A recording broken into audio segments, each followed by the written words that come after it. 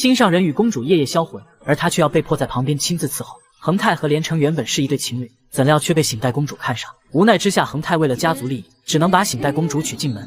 自始至终，他爱的只有连城。为了照顾他的感受，他甚至委屈连城在府上做丫鬟，本想等时机成熟后再向他说明一切。岂料奸情却被公主意外发现。自此，他犹如变了个人般毒辣，表面上将连城当作好姐妹，私下却想尽各种办法对她百般折磨。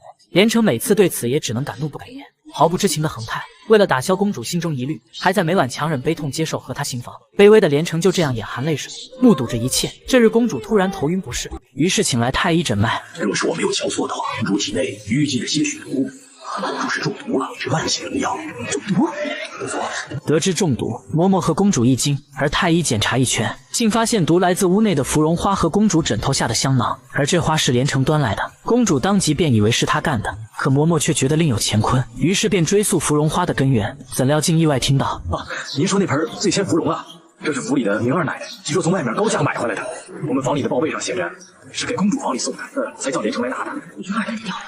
为了验证真相，嬷嬷转头便将花送到童玉秀房中，而童玉秀表面波澜不惊，可等嬷嬷走后，她却立马让人扔了。而看到这一幕，嬷嬷确定了她就是加害公主的幕后黑手，但还未等她回去告知公主一切，竟就被躲在暗处的江逸晨杀害。而童玉秀为了替她善后，竟将一切嫁祸给连城。本就对连城有偏见，公主压根不听他解释就认定他是凶手，可恒泰却不信，并且将公主软禁在府上，待他查明一切自会给他一个交代。殊不知，在他顾着查母后真凶时，江逸晨却偷偷帮助公主出府。等他发现时，公主已经回到皇宫，并且顺天府也带来皇上旨意将连城3日后处斩。但他却不知，在他回宫期间，恒泰已经查清楚杀害嬷嬷的另有其人，并且已将真凶移交到顺天府。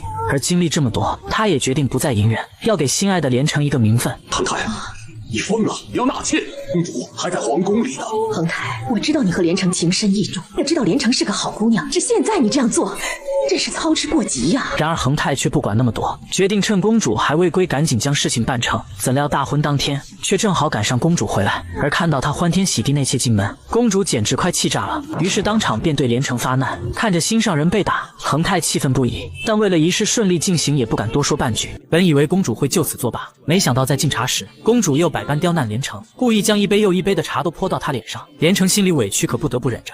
从今天开始，我坐着，你给我站着。我用膳，你给我一旁看着；我就寝的时候，你就得服侍着。别说有半句怨言，就是半个眼神不对，小心我戳瞎你的眼睛。虽然有众多刁难，但能如愿嫁给恒泰，连城已经心满意足了。恒泰也保证此生绝不辜负连城。可他们想要好好过日子，有人偏偏不让他们如愿。二太太童玉秀腹中的孩子早就没了，怕被府中的人发现，她决定将此事嫁祸给害死她哥哥的连城。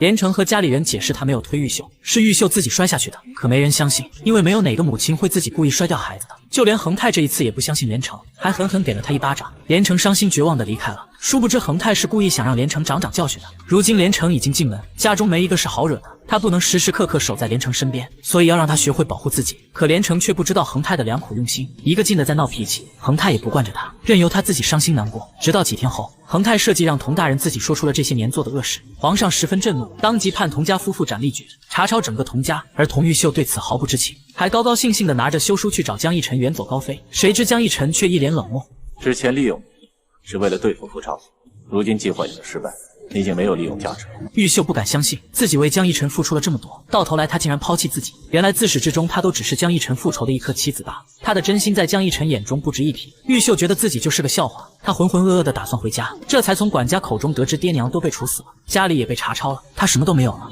而一波未平一波又起，这天婆婆跟公主联合百般虐待连城，为了置连城于死地，还上演了一场捉奸在床的戏码。直到看见连城身上的胎记，夫人才知道连城是自己的女儿。为了保护女儿，夫人只能临时改口说是自己带连城来这的。江逸晨也配合说看到连城被贼人欺辱才闯进来，可惜最后还是让贼人给跑了，他的额头也在搏斗时受了伤。有了夫人作证，此事只能不了了之。可公主却不干了，说好的一起联合除掉连城。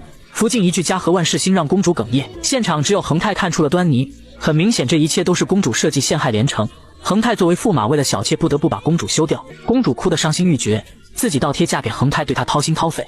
如今为了小妾不惜把自己休掉，可恒泰压根就不爱公主，娶她也是迫于皇上的旨意，可没想到婚后一而再再而三的陷害自己喜欢的女人。对于公主的兴风作浪，恒泰实在忍无可忍，无法容纳恒泰的心里只有小妾的公主面对这份羞淑心都碎了一地。另一边，福晋面对遗弃的女儿又回到自己身边，激动的一直嘘寒问暖。从今以后，如果你吃的不好，穿的不好，都要告诉我，我什么都给你，谁也不敢欺负你。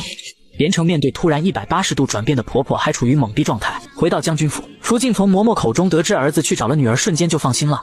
这一切都太巧了。我以为这辈子再也没办法见到她了，机缘巧合，她竟然嫁到府上做了我的儿媳妇。幸亏发现的早，要不然我不害了她吗？真是感谢老天，给了我一个赎罪的机会。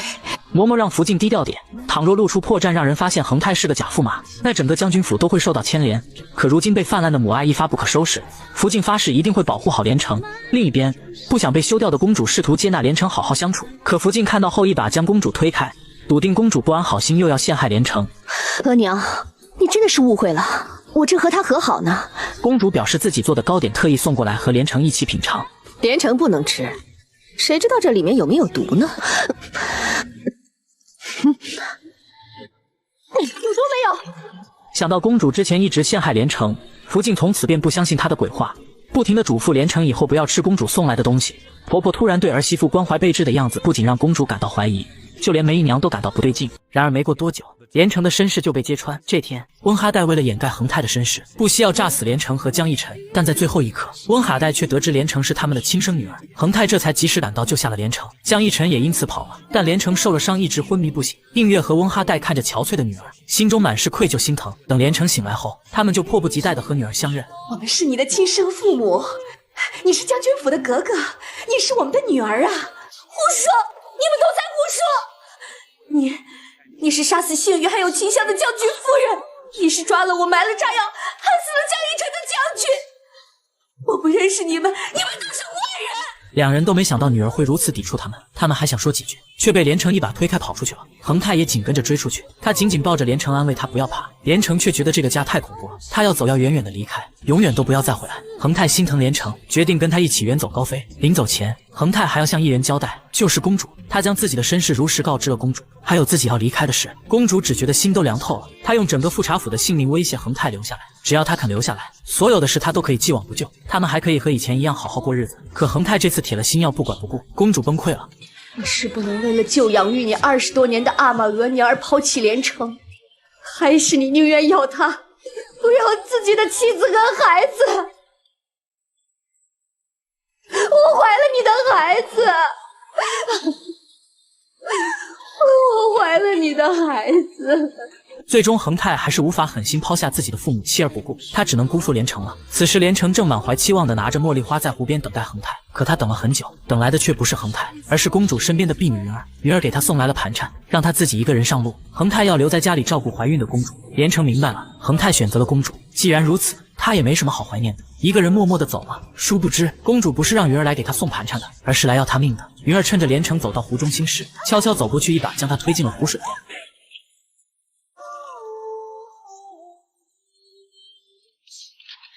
他的身体慢慢下沉，手脚越来越僵，最后他被冰包围住了，连人带冰一起沉入了湖底。